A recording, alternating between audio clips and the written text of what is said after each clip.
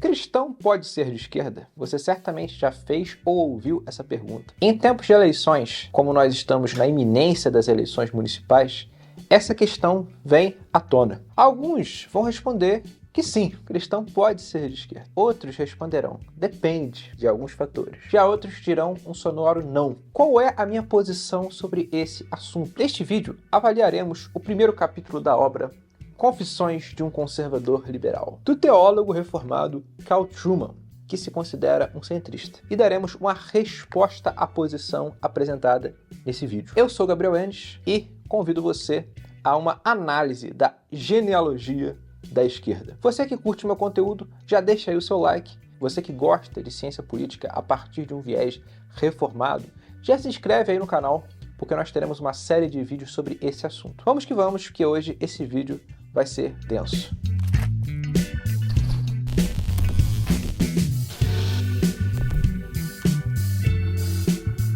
Para entender se um cristão pode ser de esquerda, a primeira coisa que nós devemos avaliar é qual tipo de esquerda nós estamos falando. Nada melhor do que falar da esquerda nos moldes nos quais ela surgiu no decorrer da Revolução Francesa. Roger Scruton, em sua obra Pensadores da Nova Esquerda, explica que mesmo dentro da esquerda contemporânea, a New Left, há variações de pensamento conforme regionalismos. Exemplo, a esquerda francesa ainda hoje é extremamente antirreligiosa e anticlerical. Ela se orgulha da Revolução Francesa, tem um ódio irracional pela religião. Já a esquerda inglesa, embora não seja tão abertamente antirreligiosa, procura se esmerar na religião, ainda que em uma forma secularizada de religião. É uma esquerda que tende a prezar pelo passado, por costumes, por empreendimentos sociais já testados como forma de se auto-validar. Carl Trueman, cujo primeiro capítulo da obra Confissões de um Conservador Liberal estamos avaliando, se considera membro da esquerda que surgiu precisamente no mundo inglês no decorrer do século XIX. Trueman se considera um democrata e ele tem um cuidado de se desassociar dessa esquerda que nós vemos hoje, que é uma esquerda marxista e woke. Nas palavras dele, abre aspas, a esquerda de hoje tem pouca ou nenhuma semelhança com aquela do século XIX. O surgimento da política de esquerda na Europa ocorreu como uma resposta às mudanças sociais dramáticas consequentes da Revolução Industrial. O que Trueman diz se aplica perfeitamente ao mundo inglês. No mundo inglês, o que estava acontecendo na época em que a esquerda surgiu? Nós tínhamos exploradores, capitalistas acumulando capital. E nas fábricas havia péssimas condições de trabalho para os trabalhadores. Então havia um índice enorme de acidentes, havia salários baixos. Portanto, o mais natural era que o cristão se aproximasse da esquerda, como Trueman vai dizer. Os ingleses viram na Revolução Industrial a sua própria forma de revolução, a contrastar, a competir com a Revolução Francesa. Segundo Eugen Rosenstock Huessy, a Revolução Francesa ela foi combatida a partir da Revolução Inglesa. Os ingleses eles eram mais conservadores, eles tentaram trazer uma alternativa à Revolução Francesa, que foi a Revolução Industrial. Então, a Inglaterra ela enriqueceu, porém, na perspectiva dos socialistas utópicos, a partir da exploração de trabalhadores. É por esse motivo que homens como Abraham Kuyper, um grande teólogo e pensador cristão, tiveram uma certa simpatia pelos socialismos utópicos, ainda que os combatesse. E o que são os socialismos utópicos e o que eles sustentam? É muito fácil a gente avaliar um pensamento por ele combater a opressão, mas a questão que importa é o que esse pensamento afirma e quais são os traços característicos do socialismo utópico. O primeiro deles é que esses movimentos eles criticavam os efeitos do capitalismo. Os socialistas utópicos entendiam que os capitalistas eram opressores. Eles estavam enriquecendo às custas da exploração. O sistema capitalista permitia isso. Portanto, eles advogavam outras formas de economia. E aí vem o segundo ponto a ser tratado, que é justamente uma busca por sociedades experimentais. Como os socialistas utópicos eles se opunham ao capitalismo, era comum que eles tentassem formas alternativas de sociedade. E essas formas alternativas de sociedade seriam, na perspectiva deles, mais igualitárias. O terceiro ponto eles criam em uma mudança gradual ao longo da história. Eles entendiam que o mundo ia mudar aos poucos, de maneira paulatina, diferente de uma determinada forma de socialismo que nós vamos falar no próximo bloco. E o quarto ponto, que eu diria que é o que nomeia os socialistas utópicos, é a crença em uma utopia. a crença em um futuro melhor, em que a humanidade usufruiria de condições de trabalho, de relações humanas mais igualitárias, mais humanas, melhores do que as condições presentes. Então os socialistas utópicos eram otimistas nesse aspecto. Daí o seu nome, socialistas utópicos. Nós vemos que já nessa esquerda do século XIX há alguns traços daquilo que a gente enxerga na esquerda de hoje, mas precisamos enfatizar também que existem diferenças, como bem observado por Carl Truman. A velha esquerda, segundo Truman, procurava eliminar a opressão do pobre. Então, o que movia a esquerda? A busca por livrar o pobre da opressão. E que opressão é essa? É uma opressão financeira. O rico, ele tira do pobre. Ele impede que o pobre se desenvolva, impede que o pobre tenha oportunidade. Então, a esquerda procurava meios de mitigar isso. Já essa esquerda dos tempos modernos, não. E olha que coisa interessante que o Truman vai falar pra gente. Abre aspas. A esquerda foi sequestrada especialmente por grupos de interesse que frequentemente são menos preocupados que a direita, com aqueles para os quais eles deveriam realmente falar alto. O Truman se considera parte, portanto, de uma esquerda que não mais existe. Por quê? Porque ela foi sequestrada por grupos que hoje não estão preocupados com o pobre. O Truman vai falar isso no primeiro capítulo do seu livro. Os grupos de esquerda de hoje, eles não estão nem aí para o pobre. Eles querem desconstruir. Eles querem afirmar minorias. Eles seguem uma ética completamente distinta de qualquer ética tradicional. Isso os descola da esquerda do século XIX. Logo, Truman vê que não existe mais lugar para um pensamento centrista cristão nos dias de hoje. O socialismo era um movimento que em seu interior tinha diversas correntes de pensamento, fato. Havia muita discussão em torno de como que seria a utopia, qual era o melhor modelo de sociedade experimental. E nos meios socialistas surgiu um sujeito que mudou para sempre a história da esquerda. Esse sujeito, se você pensou Karl Marx, pensou corretamente. É sobre Marx e sobre o seu socialismo científico que nós falaremos no próximo bloco. Pretendo fazer um vídeo inteiro explorando minha análise sobre o marxismo, mas como não é o caso uma exploração exaustiva dos erros de Karl Marx, nós vamos nos concentrar em como que o marxismo descolou da antiga esquerda. Karl Marx foi um filósofo e economista que dispensa apresentações. Nas palavras de Carl Truman, abre aspas, a mais famosa das respostas realmente radicais para o problema da industrialização foram os escritos de Karl Marx. Um judeu nascido na Alemanha, Marx foi influenciado pelo trabalho de Hegel, fecha aspas. Um hegeliano de esquerda, Karl Marx seguia Hegel. Hegel é um filósofo cujo pensamento é complexo, nós já exploramos em outras lives. Mas basta dizer por aqui que ele cria uma espécie de determinismo histórico. Hegel entendia que a história é o processo de autoconsciência e manifestação absoluta do espírito. Isso, em termos históricos, significaria que a história progrediria até o seu fim, com a manifestação plena do espírito. Hegel acreditava no espírito enquanto algo transcendental, que move a história, que se manifesta no decorrer da história. Já Karl Marx, conforme alguns analistas políticos, como é o caso de Eric Wegener, ele imanentizou Hegel. Ele era um materialista. Então, só a partir do materialismo a gente já vê um problema sério de compatibilidade entre o marxismo e o cristianismo. Mas o que o Karl Marx faz? Ele entendia que o processo hegeliano de determinismo histórico, ele terminaria num fim da história imanentista. Ou seja, a partir de um determinado momento, nós chegaríamos sim a uma utopia. Mas a questão é como nós chegaríamos a essa utopia. Gary North diz em sua obra A Religião da Revolução de Karl Marx, na qual eu estive envolvido e ajudei a traduzir. Abre aspas. Marx manteve a visão de mundo newtoniana ordenada de causa e efeito físico natural, mas ressuscitou e batizou uma antiga tradição de caos social. Sua visão de mundo era uma estranha mistura de história linear ocidental, Agostinho, utopismo ocidental, comunismo, racionalismo científico, Newton, economia clássica do século XVIII, a teoria do valor do trabalho e a teoria do custo de produção do valor, ateísmo, materialismo dialético e história cíclica pagã, os festivais do caos. É por isso que existem tantas interpretações concorrentes do significado do marxismo. É o último elemento, a religião pagã do caos, que tem sido mais negligenciado por estudiosos e discípulos. Mas esta é a doutrina fundamental do marxismo. Fecha aspas. Olha que coisa profunda que Gary North vai dizer. O marxismo ele é uma cosmovisão pagã. É o que nós avaliaremos no nosso próximo vídeo. Mas por hoje, basta afirmarmos que há 6 elementos fundamentais no marxismo. São eles: uma concepção histórica agostiniana linear, ou seja, a história ela caminha para um fim. Marx teria herdado isso de fato de uma escatologia cristã. Segundo, o utopismo ocidental, a crença em uma utopia, em um mundo melhor. E quando eu digo mundo melhor, eu digo mundo melhor nos termos do socialismo utópico, que já pensava em um mundo melhor sem Deus, a partir de premissas humanistas. Terceiro, racionalismo científico. Karl Marx ele se esmerava na autoridade da ciência.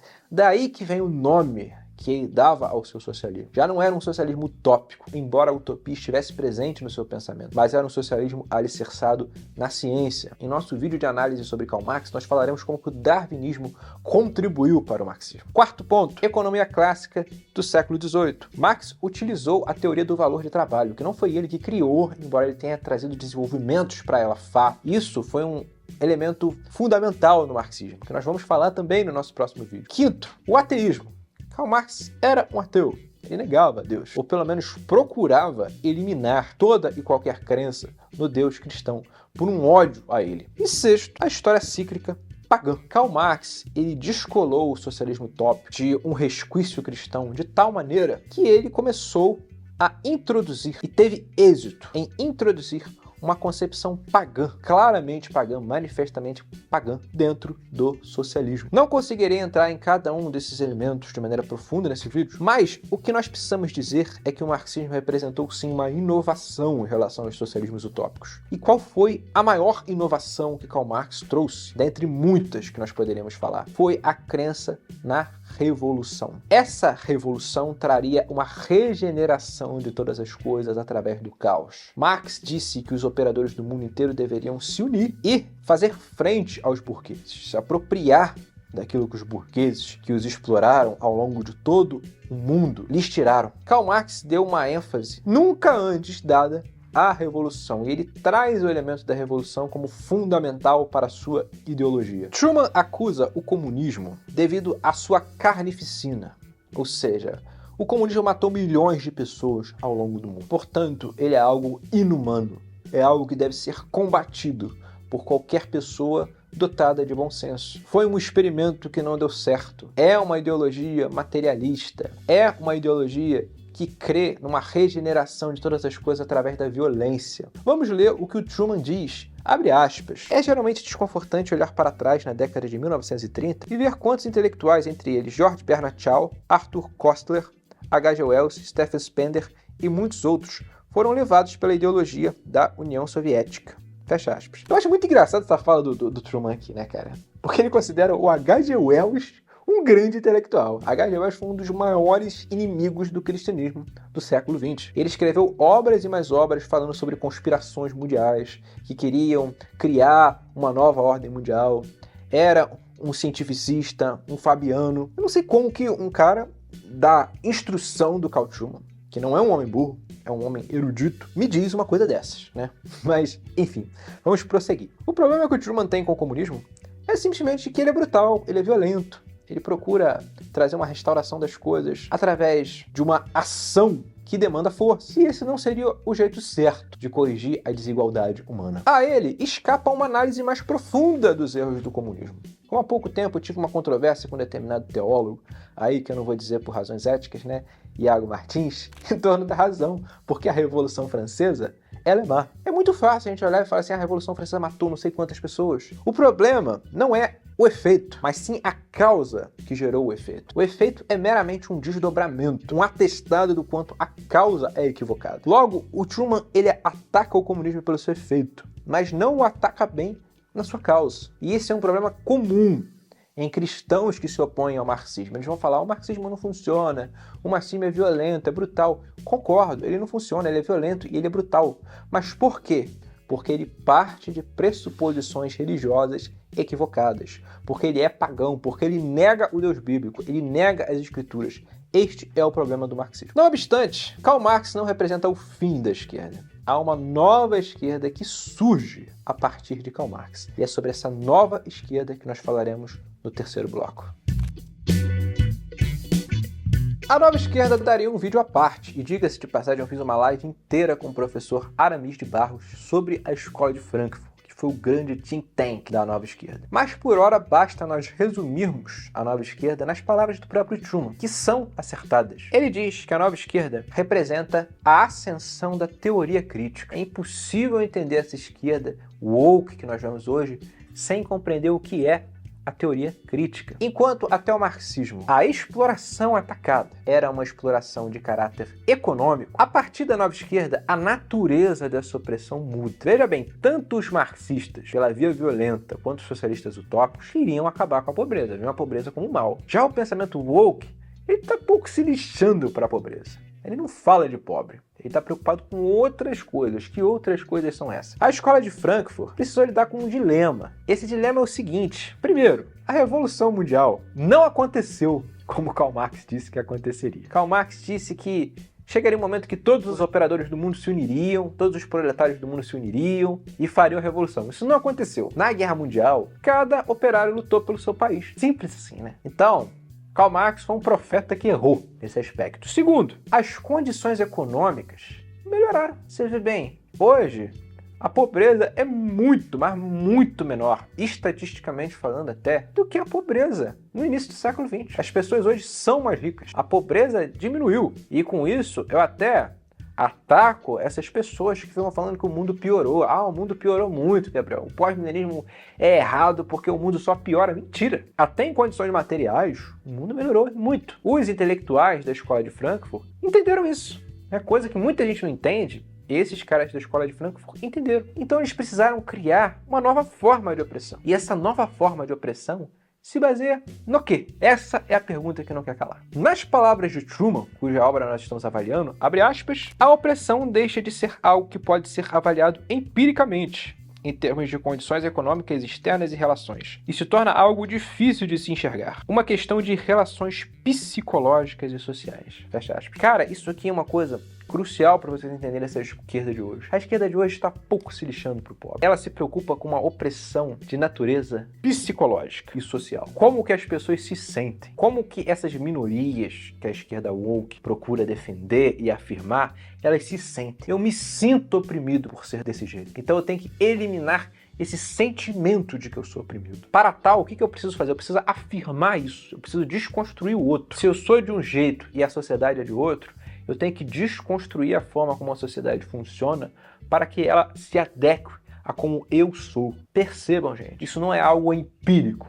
Pegando aqui as palavras do Truman que são atestadas. A pobreza você consegue atestar empiricamente. Você vai numa comunidade muito pobre, você vê pobreza, é algo palpável. Mas agora, o tipo de opressão contra o qual essa esquerda woke se levanta é um tipo de opressão psicológica, é como as pessoas se sentem diante de um olhar torto, diante de um apelido, diante de uma determinada conduta social que destoa de como elas vivem. Muitas minorias se sentiam. A marginalização de hoje, ela perde cada vez mais o seu caráter objetivo. O pobre, ele é marginalizado de uma maneira que a gente consegue ver claramente que tipo de marginalização ele sofre. Já essas minorias de hoje, que vocês conhecem bem do que eu estou falando, são marginalizados a partir de como se sentem. E a esquerda está cada vez mais assim. O que nós vemos na cultura woke é um sentimentalismo exacerbado em torno de uma suposta opressão.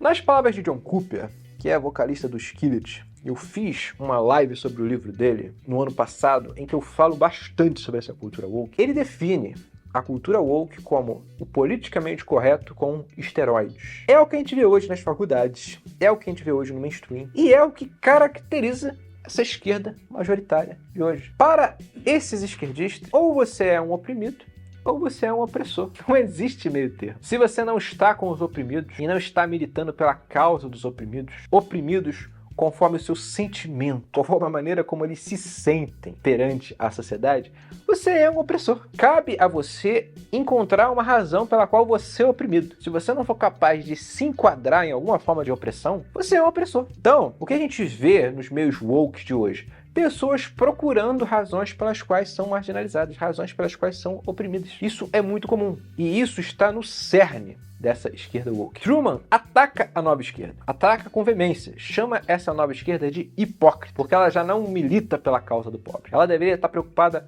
com os pobres, com aqueles que ainda estão marginalizados nessa sociedade de hoje. Mas eles não estão nem aí. Eles estão preocupados em criar opressões abstratas baseadas meramente em sentimento, militando por causas que não são relevantes para um verdadeiro avanço da esquerda, nos termos da velha esquerda. O Truman ele vai fazer provocações, como por exemplo a questão do aborto. Os esquerdistas hoje militam pelo aborto. E se você for em conferências mundiais de pessoas que querem uma emancipação das mulheres, por exemplo, mulheres de países que são realmente brutais, elas não estão nem aí pro aborto. Elas querem melhores condições econômicas, querem água, querem saneamento básico, enquanto no Ocidente as feministas estão preocupadas com direitos reprodutivos. Isso tudo é hipocrisia, o Truman vai atacar. Não obstante, Carl Truman, que é o pensador cuja obra estamos avaliando aqui, ele comete um erro também ao avaliar a esquerda, porque ele, de novo, ataca as consequências, não ataca a causa. Ele falha em compreender que o erro fundamental da escola de Frankfurt está na moral que ela afirma, que é uma moral que destoa da moral cristã. É uma moral pautada em premissas hegelianas. O que é uma moral pautada em premissas hegelianas? É uma moral que ela é mutável conforme o tempo. Hegel entendia que a verdade se manifesta no fim da história. Então o que a gente tem hoje não é a verdade, é a verdade em processo de manifestação. Os woke, eles herdam isso de Hegel. Para você entender a cultura woke, você tem que mergulhar na filosofia de Hegel, que foi um opositor da lógica aristotélica e foi um opositor da ética nos moldes tradicionais. Claro que Hegel não era woke, não entendam mal a minha fala, mas a escola de Frankfurt bebeu de duas principais referências: Karl Marx e Sigmund Freud. Karl Marx era um hegeliano e herda isso de Hegel. Então, quando a gente vê um woke, é muito fácil você dizer pro woke: cara, você é um homem porque você tem uma genitália masculina. Porque nós, na nossa lógica tradicional, pensamos que é um ou outro, é homem ou mulher. Já dentro de uma lógica hegeliana, a coisa não é assim. Por que você tem que ser um ou outro? Não é ou, é e. Posso ser um e outro. Posso ser um trans. Não me encaixar nessas categorias. Essas categorias são obsoletas. Essas categorias não fazem sentido.